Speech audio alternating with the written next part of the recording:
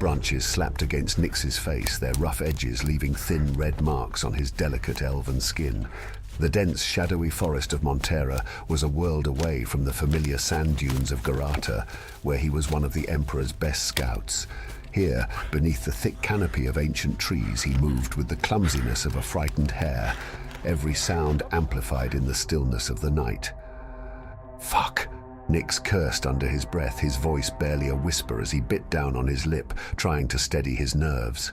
The darkness pressed in on him from all sides, a suffocating presence that made every step feel perilous. "Focus, Nyx!" Lirael's sharp whisper cut through the night air, pulling him back to the task at hand. Her tone was stern, brooking no argument. "You don't want to humiliate yourself by getting caught by some lousy hunter. Forest is the easier part of the task." Nyx rolled his eyes but nodded in acknowledgement. She was right, as always. He tried to control his breathing, but the cold night air left him shivering, his skin crawling with goosebumps. The night was eerily quiet, yet a strange, foul odor lingered in the air, an unsettling stench that clung to the dampness of the forest. "Can you smell it?" Nyx whispered, his voice barely audible. "It smells like orcs," Lirael replied, her voice tinged with disbelief. But here, the Emperor didn't mention anything about a change of plans. There was a rare note of fear in her voice, one that Nyx had never heard before. It sent a shiver down his spine, colder than the night air. "We can't return without this information," Nyx muttered, his thoughts racing. "We might escape the orcs, but the Emperor's wrath would find us even on the snowy peaks of Nordmad. Let's count those ships and vanish from this cursed forest." The weight of their mission pressed heavily on them, the night amplifying every shadow, every sound. But they had no choice but to continue. With renewed determination, they moved forward, their senses heightened to the point of raw tension. The oppressive darkness seemed to part for them as they slipped through the trees, their years of training taking over. Under the cover of night, they became shadows themselves, silent, swift, and nearly invisible. Every step was calculated, every rustle of leaves beneath their feet barely a whisper. The forest, though daunting, seemed to acknowledge their presence, allowing them passage as they crept closer to their destination. Finally, the dense trees began to thin, revealing the faint silvery glow of the royal harbor under the moonlight.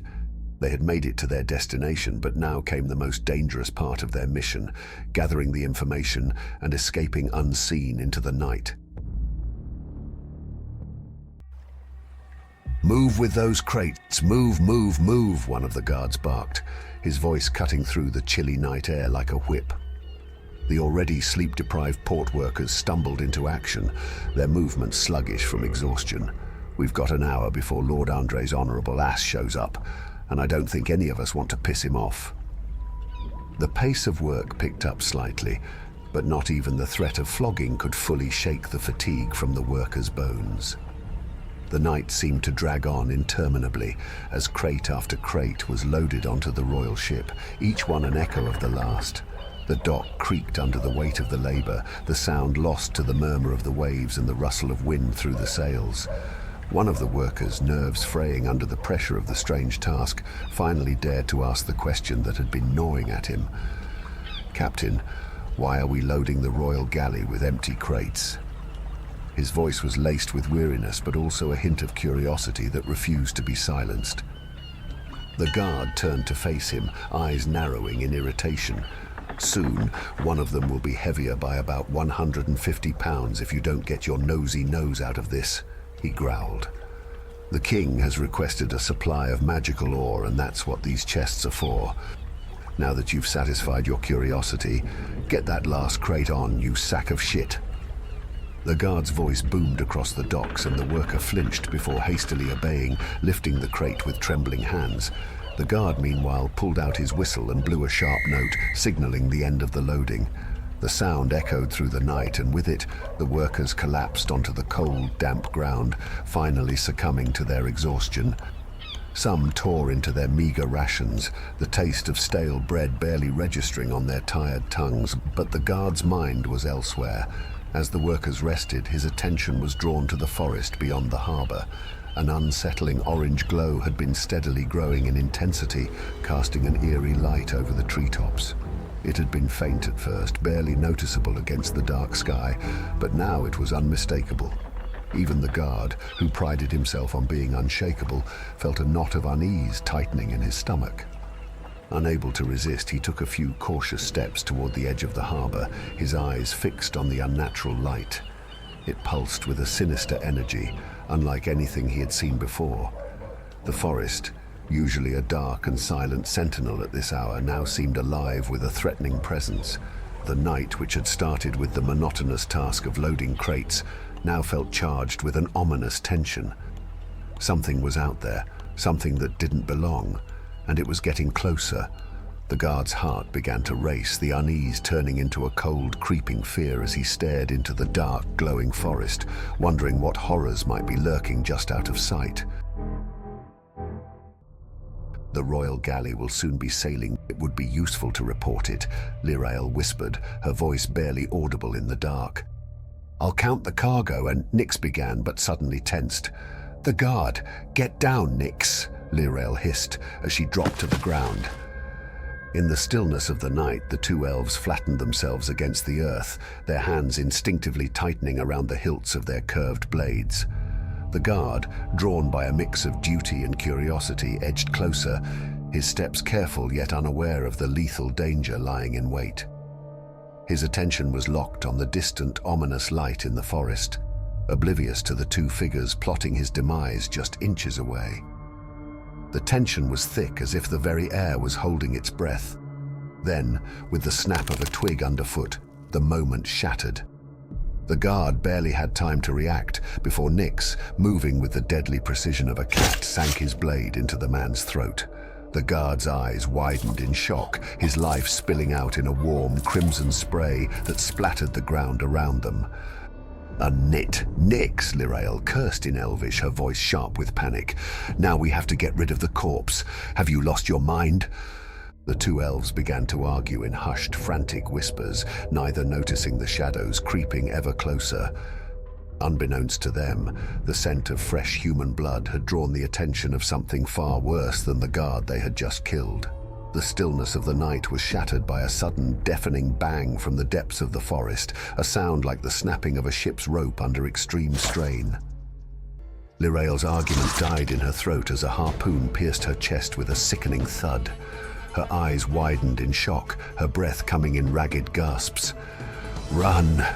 she managed to rasp out before a violent jerk pulled her into the darkness, disappearing into the forest's maw. Nyx's heart pounded in his chest, the sudden shift from silent stealth to chaotic terror overwhelming his senses. The night, once quiet and still, now erupted with the sounds of orcish war cries, a hellish cacophony that filled the air like an infernal symphony. There was no time to think. Nyx's body acted on pure instinct, adrenaline surging through his veins. The only thought in his mind was to survive. His pale, elven skin, now streaked with blood, seemed to glow under the faint moonlight as he bolted through the forest with desperate speed. Each step was a fight against the dense underbrush, but the burning need to escape drove him forward like an arrow loosed from a bow. The port was close, so close he could taste the salt in the air. But Nyx knew that even a moment's hesitation could mean death. The orcs were relentless, their savage shouts growing louder, and he could feel their breath on the back of his neck. Pushing himself harder, Nyx finally burst out of the forest and onto the port line, but the danger wasn't over.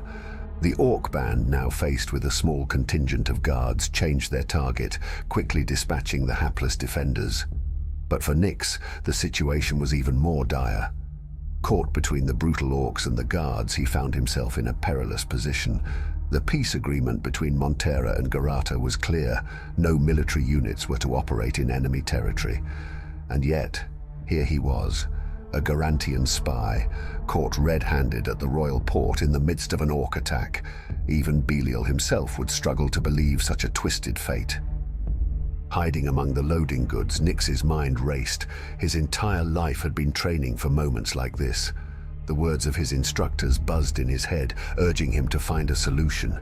His eyes locked onto a few empty crates separated from the chaos. It was the perfect hiding spot, a place to wait out the danger, like a mouse in its hole. With a few nimble steps, Nyx darted toward the crates and jumped into one, closing the lid behind him. The darkness enveloped him, but a foul smell quickly assaulted his senses. "What's that smell?" he muttered, his voice muffled by the scarf he wrapped around his face. The crate was filled with strange, tar-black stones that reeked of sulfur. As the chaos outside raged on, Nyx tried to meditate, to calm his mind and block out the stench, and time passed, minutes, perhaps hours. The sounds of battle ebbed and flowed, growing distant, then near again. Nyx's head began to swim, the noxious fumes from the stones playing tricks on his mind. He struggled to stay alert, but the combination of exhaustion and the overwhelming stench was too much. Just as he was about to succumb to unconsciousness, a sudden jolt jarred him awake. The crate was moving. He felt it being lifted, then dropped with a heavy thud. The stench of sulfur was now mingled with the odor of fish, making his stomach churn. But the distant shouts and the clatter of armor outside kept him in place. He needed to wait just a little longer. Nyx's head spun as the fumes continued to cloud his thoughts. He could feel his grip on reality slipping. Finally, when the sounds outside seemed to fade into silence, Nyx knew he had to act.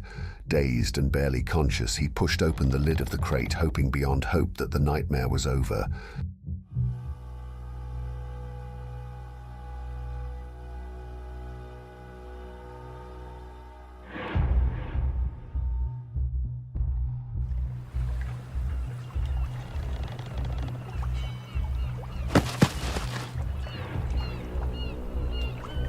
Look what we got here. Guards, get me some rope.